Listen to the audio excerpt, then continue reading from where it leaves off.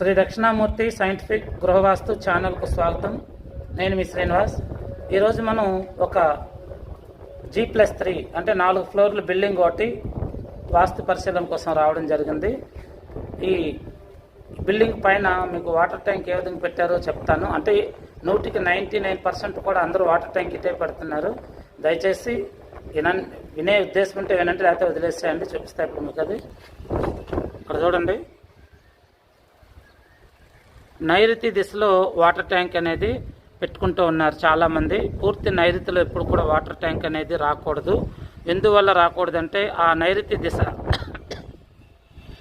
నైరుతిలో ఈ water tank ఎక్కడైతే ఉంటుందో అక్కడ గ్రౌండ్ ఫ్లోర్ అవ్వచ్చు, ఫస్ట్ ఫ్లోర్ అవ్వచ్చు, సెకండ్ ఫ్లోర్ అవ్వచ్చు, ఎనీవన్ ఏ ఫ్లోర్ అయినా కానివ్వండి, అది మాస్టర్ బెడ్రూమ్కి పరిగణించబడుతుంది. ఆ మాస్టర్ బెడ్రూమ్ పైన టెర్రస్ పైన వచ్చేసరికి ఒక వాటర్ ట్యాంక్ అనేది మనం పెడుతూ ఉంటాము. మనకేంటంటే కాన్సెప్ట్, చాలామంది వాటర్ ట్యాంక్ పెడితే బరువు ఉంటుంది కదా, అంటే నైరుతి బరువు ఉండాలి కదా అనే కాన్సెప్ట్ తప్ప, అసలు ఒక జీవశక్తి దానికి ఇవ్వాలి, ఒక జీవకళ అనేది ఇవ్వాలి. అది కదా వాస్తు అంటే మాత్రం మర్చిపోతారు. ఎంతసేపు ఎత్తు పెంచాలి, బరువు ఉండాలి, ఈ కాన్సెప్ట్ మీదే వాస్తు గురించి చెప్తూ ఉంటారు. కానీ అసలు నైరుతిలో వాటర్ ట్యాంకు ఉండొచ్చు అనే కాన్సెప్ట్ చాలామందికి తెలియదు.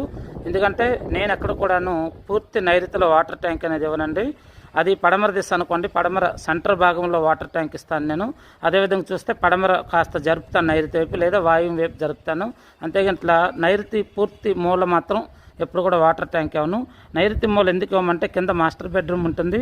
తద్వారా ఎప్పుడైనా సరే మనకు సైంటిఫిక్గా ఆలోచిస్తే, ఆ వాటర్ ట్యాంక్ ఎప్పుడైనా లీకేజ్ వచ్చిందనుకోండి, అక్కడ యజమాని ఎవరైతే కింద ఉంటారో ఆయన మీద డ్రాప్ చుక్క నీళ్లు పడుతూ ఉంటే, అలాగే ఆయన ఏమన్నా ముఖ్యమైనటువంటి ఫైల్స్ ఏమన్నా పెట్టుకొని ఉన్నా కానీ అవన్నీ కూడా పాడైపోయే ప్రమాదం ఉంటుంది. అదేవిధంగా వాస్తురీత్యా ఈ నైరుతికి నిరుతి అనే రాక్షసుడు ఉంటాడు. ఈ రాక్షసుడికి నీరంటే పడదు. కాబట్టి చాలామంది మేము వాటర్ ట్యాంక్ పెట్టేసినంత మాత్రాన అక్కడ ఎత్తు పెంచాము లేదా బరువు పెంచేసాము అనుకుంటా అనే కాన్సెప్ట్లోని నీళ్లు పోస్తూ ఉంటారు. సో నైరుతిలో నీరు ఉండటం వల్ల యజమాని డిస్టర్బ్ అవుతూ ఉంటాడు.